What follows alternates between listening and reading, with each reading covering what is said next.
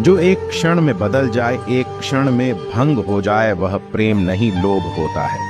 अहंकार वह छाया है जो आत्मा की रोशनी को अंधा कर देती है। भीतर की चमक को पहचानो और वह छाया भाग जाएगी। जैसे एक दर्पण बिना निर्णय के सत्य को प्रतिबिंबित करता है, वैसे ही दुनिया को वैसे देखें और अपने कार्यों को अपने आंतरिक ज्ञान का प्रतिबिंब बनने दें। दुनिया को बदलने का नहीं, बल्कि खुद को बदलने का प्रयास करें, क्योंकि उस परिवर्तन में आपके आसपास की दुनिया भी बदल जाएगी। अपने अनिवार्य कार्य करो, क्योंकि वास्तव में कार्य करना निष्क्रियता से बेहतर है। व्यक्ति या जीव का कर्म ही उसके भाग्य का निर्माण करता है।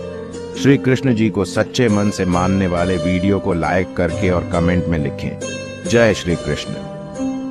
समदर्शिता यानी के समान भाव रखना, जो पंडित और चांडाल को या गाय और कुत्ते को, गाय या हाथी को एक भाव से देख सकता है, उसे ही खुद को ज्ञानी कहलाने का अधिक अधिकार है।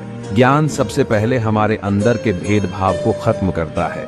चारों तरफ यही भेदभाव तो हमें दिखता है। हजारों साल पहले जो कृष्ण ने कहा, उस पर आज तक भी लोग चलने को तैयार नहीं है। अगर ज्ञान हासिल करना है तो अपने अंदर संभाव पैदा करना चाहिए। अज्ञान या अहंकार में किसी को छोटा या बड़ा समझना बेवकूफी है। श्री कृष्ण कहते हैं, इस दुनिया में जिनको अपने कर्मों का फल चाहिए होता है, वो देवताओं का पूजन किया करते हैं, क्योंकि उन्हें कर्मों से पैदा होने वाली सिद्धि जल्दी मिल जाती है। जो लोग कृष्ण के कहे अनुसार कर्म करते हैं और साथ में देवताओं की पूजा करते हैं, उन्हें उनके कर्मों के फल जल्दी मिल जाते हैं। सच्चे मन से सिर्फ कर्म करना, कर्म करते हुए फल की ही नहीं, देवता और ईश्वर को भी याद रखना, ऐसे करने पर फल जल्दी मिलता है। कर्म किया है तो फल तो आएगा ही, चाहे अच्छा या बुरा। लेकिन अगर कर्म करते हुए मन में भगवान है तो फल अवश्य अच्छा और जल्द आएगा। लोग कितनी आसानी से कह देते हैं, रात गई बात गई, लेकिन कौन समझाए उनको कि दिल पे लगने वाली बातों को मिटाने में रात नहीं, बल्कि पूरी जिंदगी लग जाती है। जिंदगी की रेस में जो लोग आपको दौड़कर नहीं हरा पाते, वो अक्सर आपको तोड़कर हराने की साजिश करते हैं। सब कुछ तुम्हारी नीयत पर निर्भर करता है। जिस नीयत से तुम कर्म करोगे, उसी नीयत से तुम्हें फल भी मिलेगा। कुछ लोग इतने भोले बनकर बातें करते हैं जैसे हमें उनकी चालाकी के बारे में कुछ पता ही ना हो। जरूरी नहीं कि अच्छी बात करने वाला हर इंसान अच्छा हो।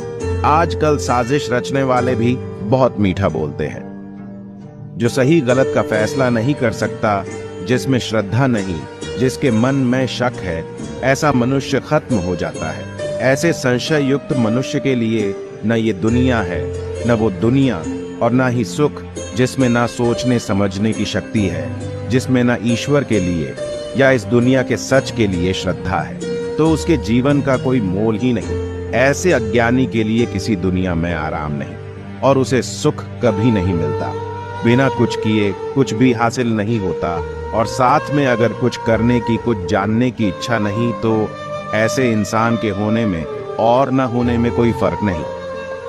अगर अन्न खत्म हो जाए तो सब खत्म हो जाएंगे। संपूर्ण प्राणी जगत, हर कोई अन्न से उत्पन्न होते हैं। अन्न की उत्पत्ति वृष्टि से होती है, यानी कि बारिश, और बारिश यज्ञ से होती है, यज्ञ कर्मों से होते हैं, और कर्म की उत्पत्ति वेद से। हमारी संस्कृति का सारा ज्ञान वेद से ही तो आया है। कर्म क्या है, उसकी परिभाषा भी वेद से आई है, और वेद परमपिता परमात्मा से उत्पन्न हुए हैं। वेद ईश्वर से आया ज्ञान है। वेद से आगे और वेद से बड़ा कुछ भी नहीं। इससे यह सिद्ध होता है कि यज्ञ और ईश्वर में सीधा संबंध है। जीवन में कभी किसी से अपनी तुलना मत करना। आप जैसे हैं सर्वश्रेष्ठ हैं। जिसने अपने आप को वश में कर लिया, उसकी जीत को देवता भी हार में नहीं बदल सकते। रात भर गहरी नींद का आना इतना भी आसान नहीं है।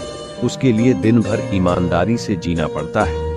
भगवान के फैसले पर कभी शक मत करना। अगर सजा मिल रही है तो गलती भी अवश्य ही होगी।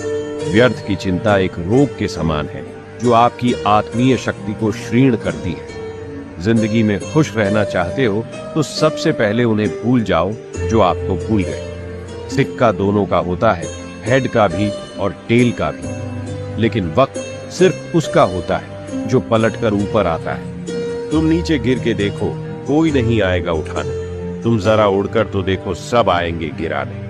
हृदय से जो दिया जा सकता है वो हाथों से नहीं, और जो मौन से कहा जा सकता है वो शब्दों से नहीं।